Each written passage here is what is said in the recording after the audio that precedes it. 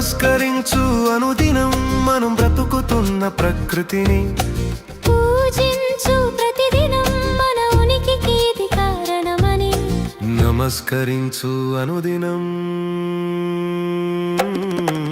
పూజించు ప్రతిదినం మనమున్న ఈ లోకం ప్రకృతి ఇచ్చిన వరం పచ్చని చెట్లే జీవరాశుల ఈ జీవనం అవనిపై ఒక అద్భుతం మట్టిలోన మహిమ ఉంది ప్రతి చెట్టులో ప్రాణముంది గాలిలోన గానం ఉందని తెలిసి మసలుకోనేస్తాం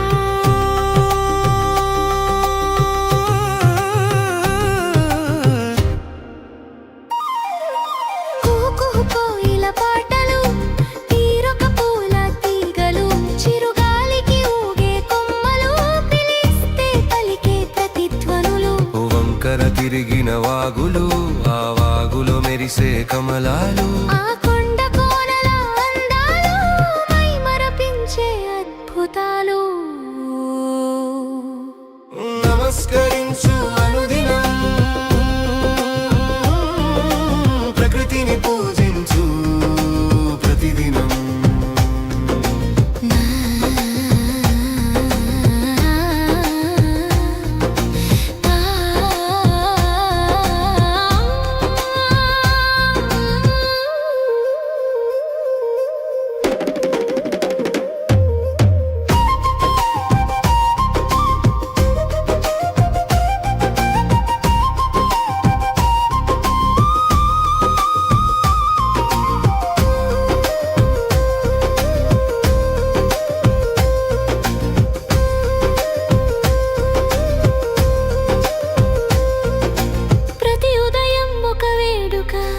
ప్రతి నిమిషం ఒక కానుక సకల జీవులకి జీవం ఆ ఉదయ కాంతి ఉత్తేజం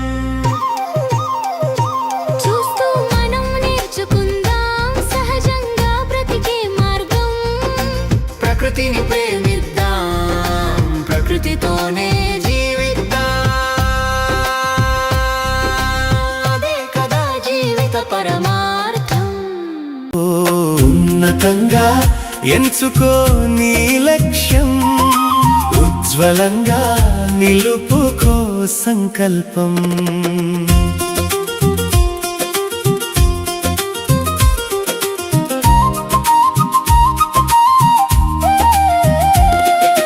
ఆ తాళం చీల్చుకొని పైకి వచ్చు వాహిని సముద్రాన్ని చేరు వరకు సాగుతుంది ఆ నది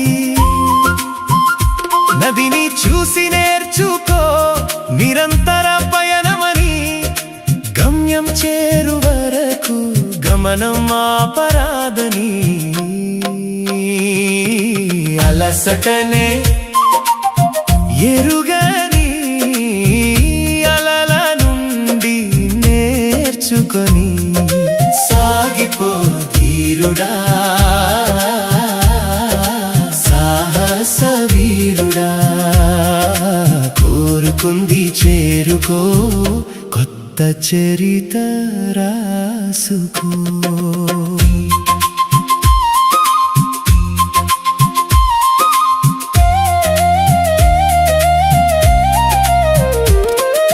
చీమల దండు చూడు క్రమశిక్షణ నేర్పు మనకు ముందు చూపుతో ఆహారాన్ని దాచును రేపటి కోరకు వేరే గురువు కావాలా వాటిని చూసి నేర్చుకోలేవా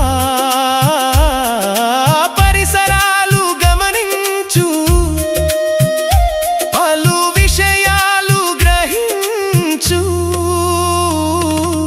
అలసటనే ఎరుగని అలల నుండి నేర్చుకొని సాగిపో ధీరుడా సాహస వీరుడా నువ్వు కోరుకుంది చేరుకో కొత్త చరిత రాసుకో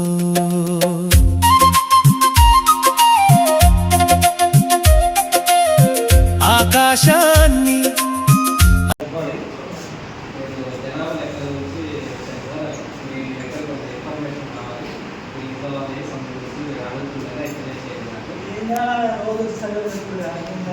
అసలు ఇది సెటిల్ కాదు.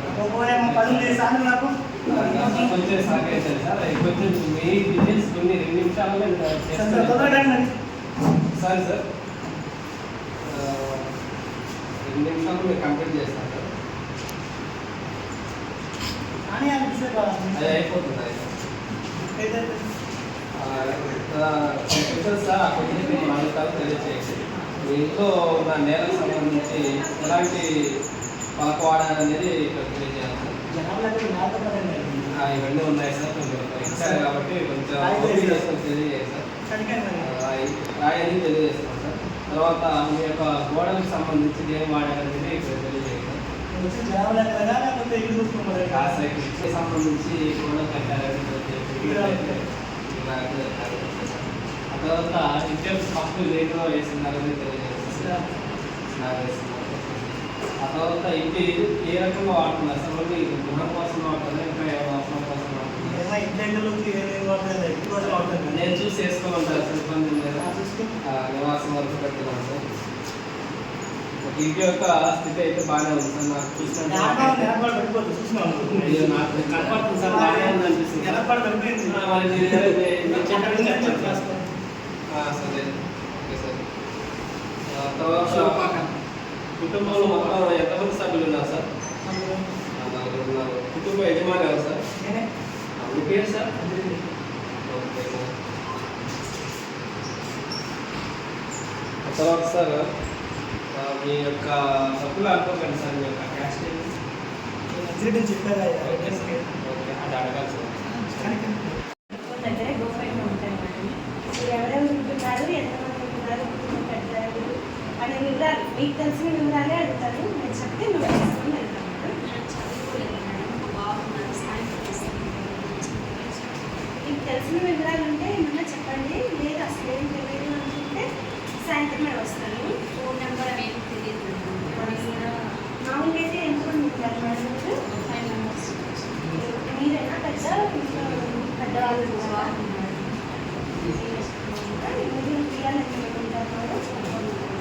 నలుగురు పిల్లలు మీరు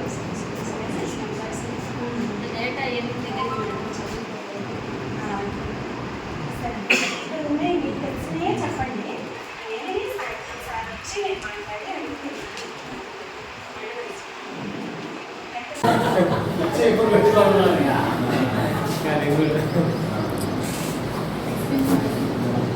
ఎవరమ్మా? మొన్ననే వచ్చారు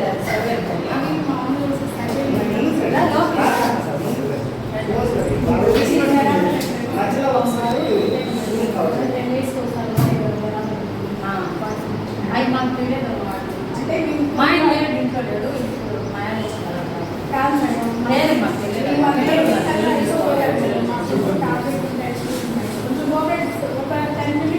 అయ్యో నాకు తెలియదమ్మా, అంటే మీ ఇంట్లో కూడా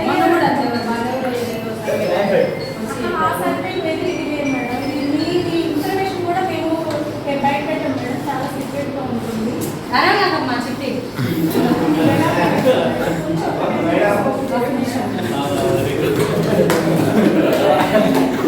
చిట్టి ఎక్కడ మేడం కనిపించట్లా?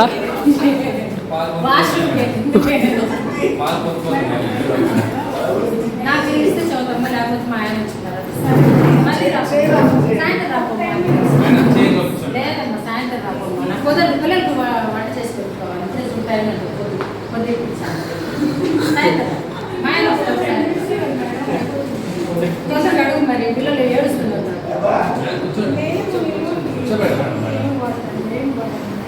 ఏనా తినాలి మొద్దురా మొత్తం ఇల్లంటారు మొద్దురా గోడకు మేడం ప్రాబ్లం లేదు.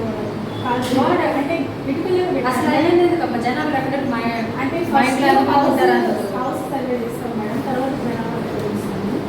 ఇంటి సర్వేనా? మాకేమన్నా బిల్డింగ్ రాకుండా చేస్తారా?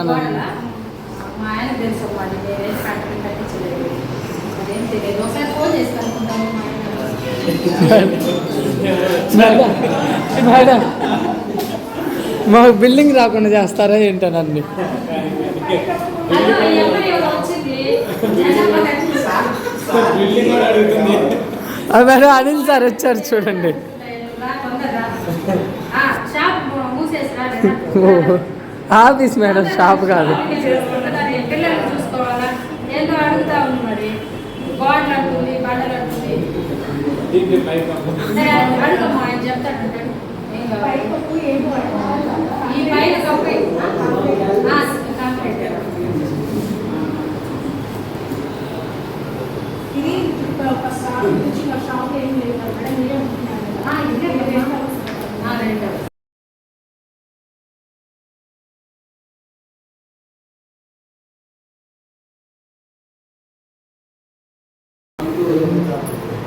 మాస్టర్స్ బాగా ట్రైన్ అయ్యి మనకు బాగా చెప్తున్నారు, మనల్ని కూడా ట్రైన్ చేశారు. ఈ 3 రోజుల ప్రోగ్రాంలో భాగంగా ప్రతి ఒక్క డౌట్స్ కూడా క్లారిటీగా వివరించడం జరిగింది. అంతేకాకుండా ఫస్ట్ సెకండ్ రోజు థియరీ సబ్జెక్టు, థర్డ్ రోజు ప్రాక్టికల్గా తీసుకెళ్ళి డిఫరెంట్ హౌసెస్లో ఉన్నటువంటి అన్ని రకాల ప్రాబ్లమ్స్ని యాప్లో, టెస్ట్ యాప్లో, ట్రైనింగ్ యాప్లో దాంట్లో టీములు వారిగా వేసి టీములను కూడా అందరినీ కూడా కొంచెం మోటివేట్ చేసి అక్కడ ఉన్న క్లయింట్స్ కూడా తీసుకెళ్ళినప్పుడు అక్కడ ఉన్న వాళ్ళు అడిగే క్వశ్చన్స్ కూడా ఎలా మనం రెస్పాన్స్ ఇవ్వాలి అనే విధానంలో కూడా అన్నీ కూడా మన దగ్గరుండి కూడా థియరీ ప్రాక్టికల్గా కూడా ఈ 3 days బాగా చెప్పడం జరిగింది. సో ఈ ట్రైనింగ్ ప్రోగ్రాము మే 1 నుంచి 30 వరకు ఇళ్ల కాలంలో జాబితాలు, అమెరికా పట్టణం కానీ ఇలాంటివి కూడా ముందే మనం ఎలా ప్రిపేర్ అవ్వాలి అనే విధానంలో కూడా సార్స్ బాగా చెప్పి ఉన్నారు. కాబట్టి ఈ విధానాన్ని అనుసరించినట్లయితే మనం అవలేలుగా మనం రకరకాల సర్వేలు ఇప్పటివరకు చేస్తున్నాము. జనాభా లెక్కలు ఈ సర్వే మాత్రం మనకైతే ఇన్ని సర్వేలు చేసిన ట్రైనింగ్ అనుభవం ఉంది కాబట్టి మనకి చాలా సింపుల్గా దీన్ని నాకు తెలిసి ఒక 7 days లోపల మనం ఈ ఇళ్ళ కనడ జాబితా అనేది కూడా మొత్తం రెడీ చేసుకోవడానికి అవకాశం ఉన్నది నాకున్న అనుభవం ప్రకారం చెప్తున్నాను. ఎందుకంటే మనకి ఎలాంటి డౌట్ ఉన్నా కూడా ఎలాంటి సమాచారాన్ని కూడా మనకు వాట్సాప్ గ్రూప్ క్రియేట్ చేయడం జరిగింది ప్రతి బ్యాచ్కి. ఆ బ్యాచ్లో ఉన్నటువంటి మనం ఎలాంటి డౌట్ అడిగినా కానీ ఆ గ్రూప్లో సార్ వాళ్ళు చెప్పడానికి కూడా ఎప్పుడు కూడా మేము అందుబాటులో ఉంటాము అని చెప్పి ఉన్నారు. కాబట్టి అవలేలుగా మనం ఈ సర్వేని ఖచ్చితత్వంతో చేయొచ్చు. అంతేకాకుండా మళ్ళీ జనాభా లెక్కలు 2027 February 9th నుంచి 20th వరకు ఉన్నాయని చెప్పి ఉన్నారు. సో అప్పుడు కూడా ఇంకొక ట్రైనింగ్ ప్రోగ్రామ్ ఉంటుందని చెప్పి ఉన్నారు. కాబట్టి ఈ ట్రైనింగ్ విషయంలో మాత్రం మాకు బాగా ఎంతో ఉపయోగపడుతుందని మేమైతే అనుకుంటున్నాము. ఎందుకంటే ప్రాక్టికల్గా బాగా చేయించున్నారు. మేము అడిగే ప్రతి ఒక్క క్వశ్చన్ కూడా వాళ్ళకి తెలిసినంత వరకు క్లారిటీగా మాకు చెప్తూ ఉన్నారు. కాబట్టి మాకు 34 క్వశ్చన్లు జనాభా లెక్కలు ఇళ్ళ గమన జాబితాలో అడిగేటువంటి ప్రశ్నలు కూడా అన్నిటికి కూడా మా దగ్గర సమాధానం ఉంది. మేము జనాలతో ఎలా మెలగాలనే దానికి కూడా మమ్మల్ని కూడా మంచిగా చెప్పుకున్నారు. కాబట్టి ఈ సెక్షన్లో theory part practical very good నా అభిప్రాయం. మనందరికీ కూడా అంతే అర్థమయ్యేదని నేను అయితే అనుకుంటున్నాను. తర్వాత వచ్చేసి లంచ్ ఇవన్నీ స్నాక్స్ ఇవన్నీ కూడా బాగా పెట్టి ఉన్నారు. కాబట్టి అన్నిటికీ కూడా ధన్యవాదాలు తెలుపుతున్నాను.